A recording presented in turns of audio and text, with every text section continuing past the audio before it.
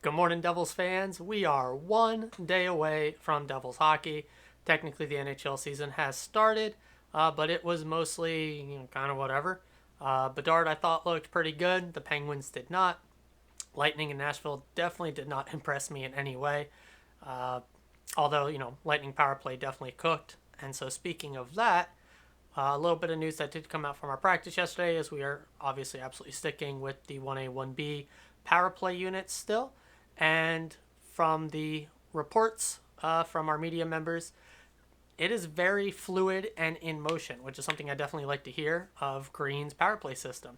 Really, my biggest complaint last year was how static a lot of the guys were and staying in their area of the ice based on, bumper, slot, uh, one-time position, whatever. Given the guys we have, we have just so many amazing skaters on this team. It just makes sense that they should basically be in a full motion pattern on the power play. And it seems like, while I do disagree on the setup of the units, not just loading up a top one, that the actual systems of it is exactly what I'm looking for. So cannot wait for tomorrow. Hopefully get to see that in action, and hopefully it flourishes as much as it did in the preseason.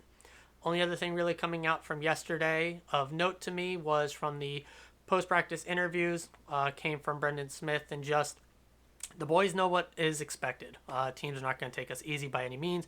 We're going to get starting goaltenders every night, and that they do not take anything for granted. Doesn't matter that we swept the preseason. Doesn't matter how well we did last season. It's a new year. They know how last year started, and that this year it's all new heights of expectations, and they got to deliver. And honestly, everything that's been coming out of this locker room, from the bottom to the top of the lineup, the boys sound and look ready to get this season going. Big piece of news that came out just before I started recording this video: Lindy Ruff has been extended. This year he did have a optional year from his previous contract to take, and that's why he was in the pressers, being able to run practices and everything before this extension was inked. And now we officially have a multi-year deal in place for Lindy.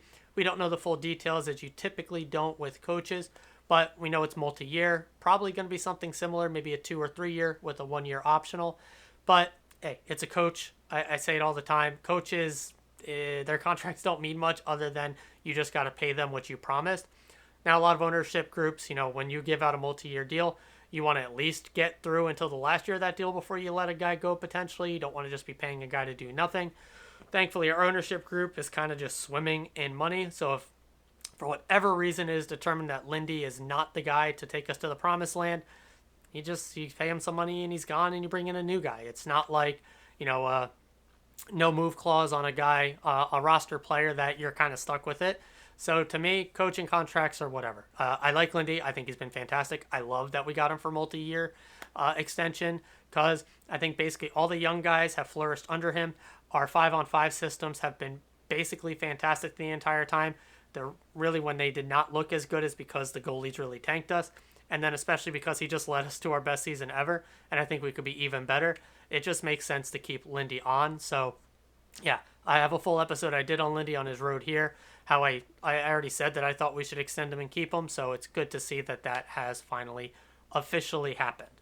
They gave a long blurb going over his full history, all the things he's meant, the history he could set. I mean, I think he's 80 wins away from passing Barry Trotz on the all-time coaching wins list. If you go by my predictions, he's going to do that this season in the first 80 games of the season. So looking forward to that.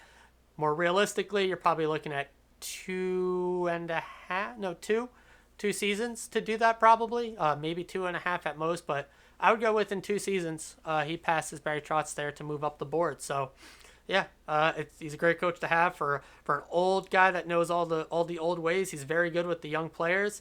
Obviously, our only complaint has really been his utilization of Holtz. Otherwise, I don't think there's been much roster management issues that we would have.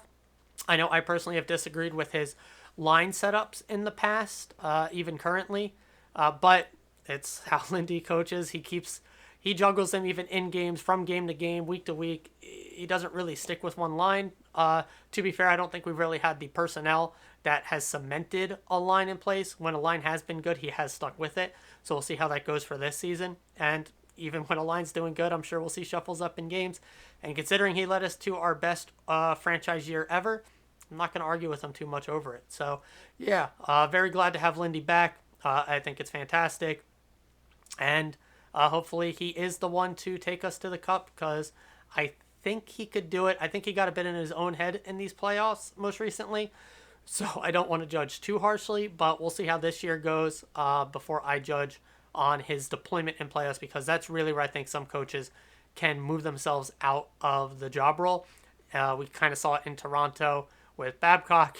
God, he's out of the league again, but where he didn't even play Matthews in the final minutes of games. I mean, that's just terrible, right? I don't see Lindy doing that. He has shown he's willing to play Jack for the longest shift in NHL history. So I think he is willing to put Jack, Nico, Brett, Timo, all the stars, all the studs out in the most important situations, not putting your depth vet guys out there. So definitely not worried about that with Lindy. Yeah, that's really going to be it. Practice starts here soon, but as usual, by the time practice finishes up, I actually would get info from that, record, upload. It wouldn't be out in the morning, and that would ruin the premise of this channel. So, going to finish up this one here. I'm going to have a ton of thoughts for tomorrow's video, as the finally our first game will be here.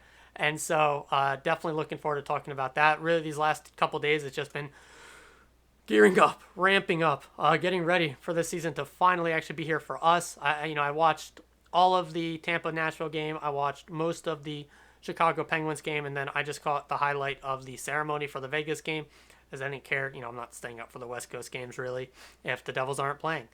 And so, reminder, tomorrow's game is at 7:30. It is a national stream game.